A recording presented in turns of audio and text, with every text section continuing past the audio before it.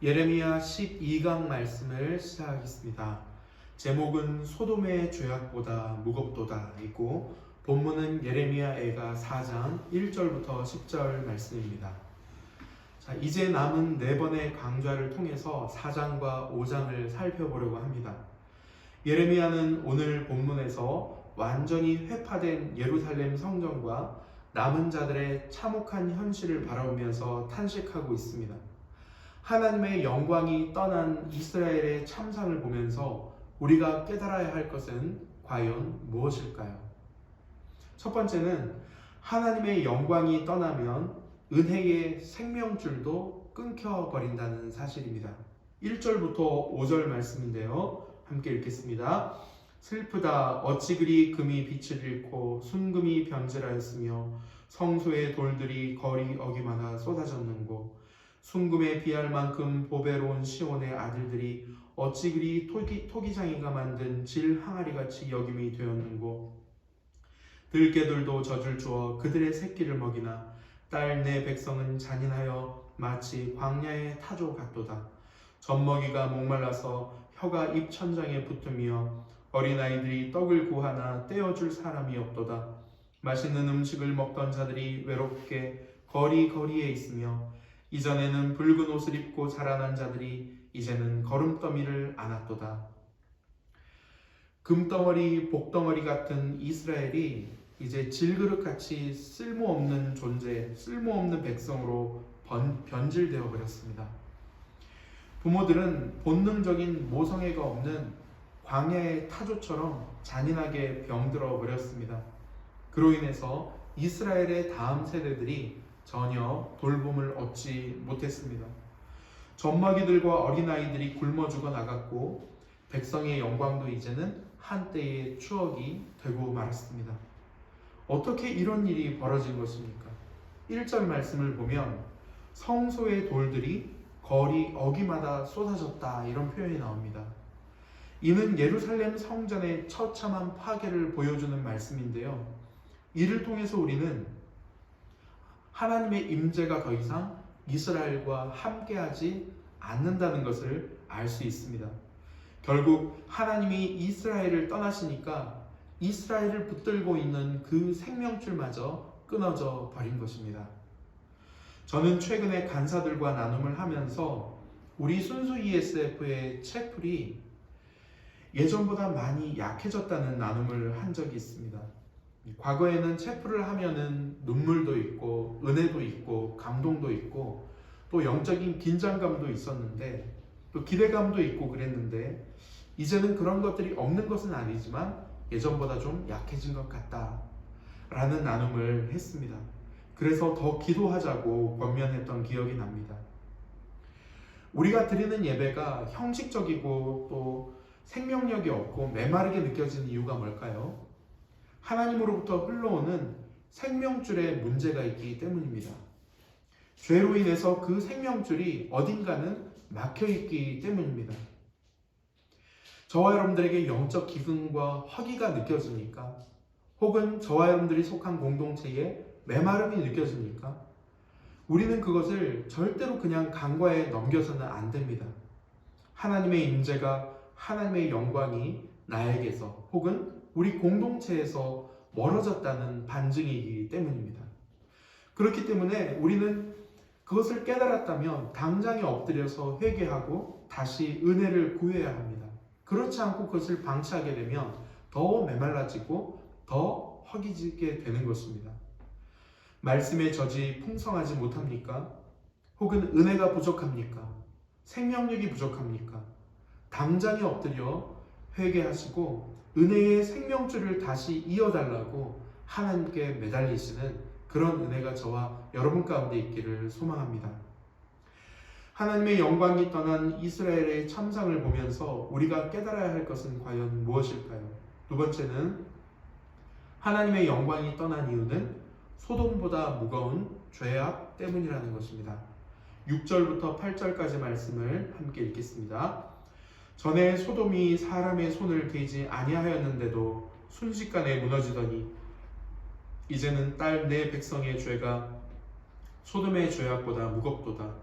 전에는 존귀한 자들의 몸이 눈보다 깨끗하고 젖보다 희며 산호들보다 붉어 그들의 윤택함이 갈아서 빛낸 청옥 같더니 이제는 그들의 얼굴이 숯보다 검고 그들의 가죽이 뼈들에 붙어 막대기같이 말랐으니 어느 거리에서든지 알아볼 사람이 없도다. 도대체 이스라엘의 죄가 주님 보시기에 얼마나 심했기에 그토록 처참하게 이스라엘을 심판하신 것일까요?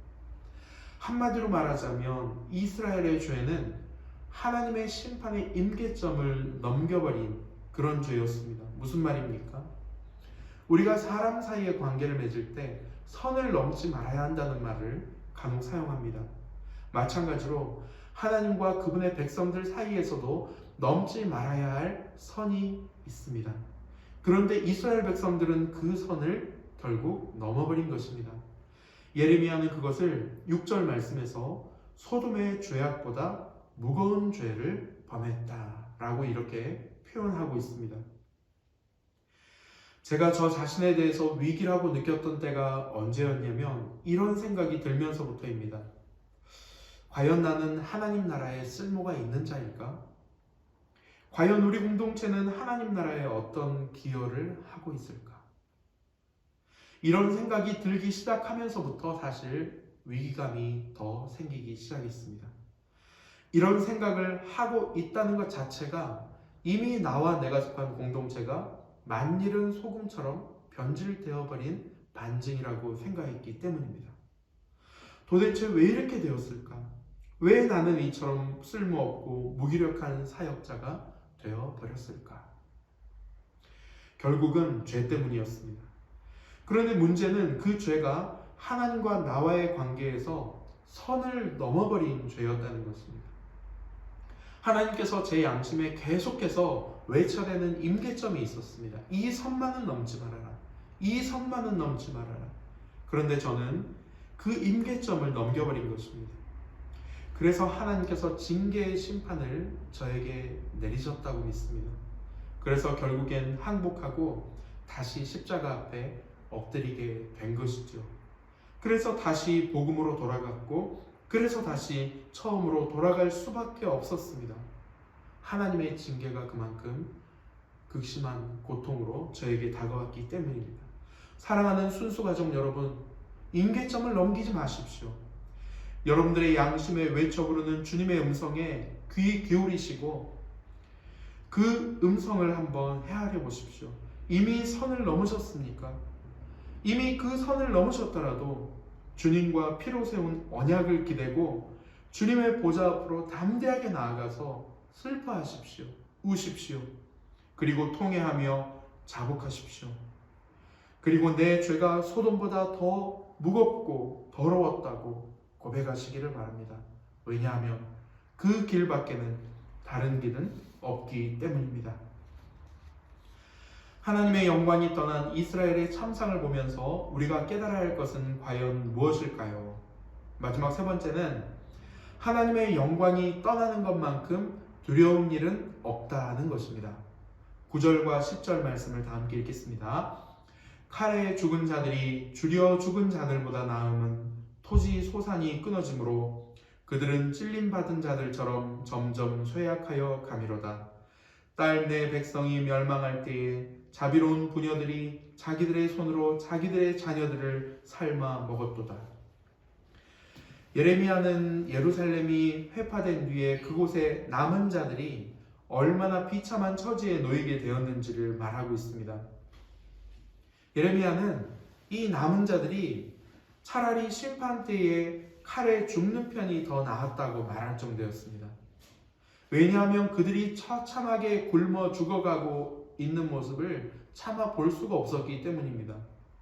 뿐만 아니라 극심한 기근으로 인해서 심지어 엄마들이 자기 자식을 삶아먹는 도저히 있을 수 없는 비참한 사건이 일어나고 있었기 때문입니다. 요즘 한국교회 안에 얼마나 많은 갈등과 싸움들이 일어납니까? 그로 인해 교회가 갈라지고 많은 성도들이 교회를 떠나기도 합니다. 문제는 교회 안에 남아있는 자들입니다.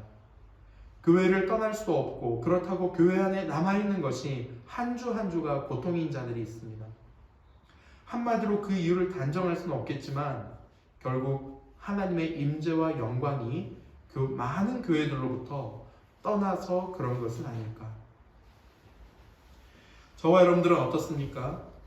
행여나 하나님의 영광이 우리를 떠나서 도저히 나는 이런 내가 어떻게 그리스도인이야?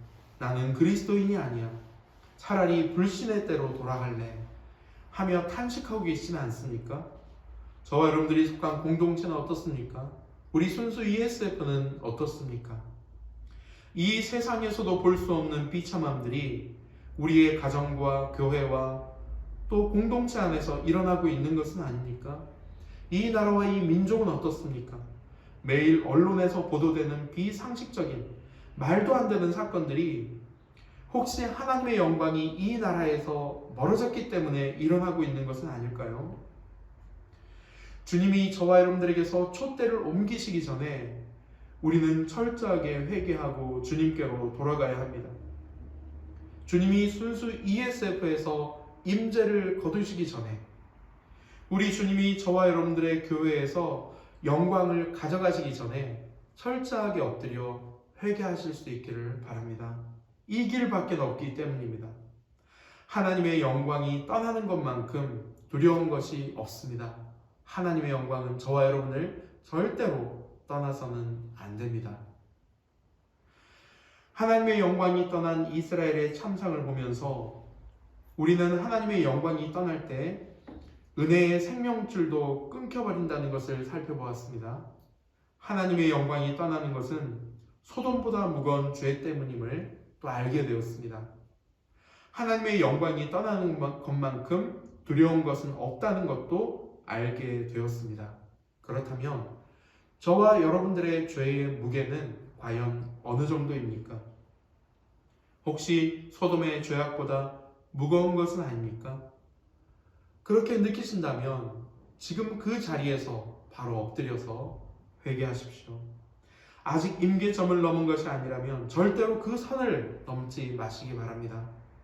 한 번 떠난 하나님의 영광을 돌이키기까지는 엄청난 대가가 필요하기 때문입니다. 하나님의 영광이 떠난 이스라엘의 참상을 보십시오. 지금 당장 회개하고 그분의 촛대가 우리에게서 옮겨가지 않도록 기도하는 저와 여러분들이 다 되시기를 주님의 이름으로 축복합니다.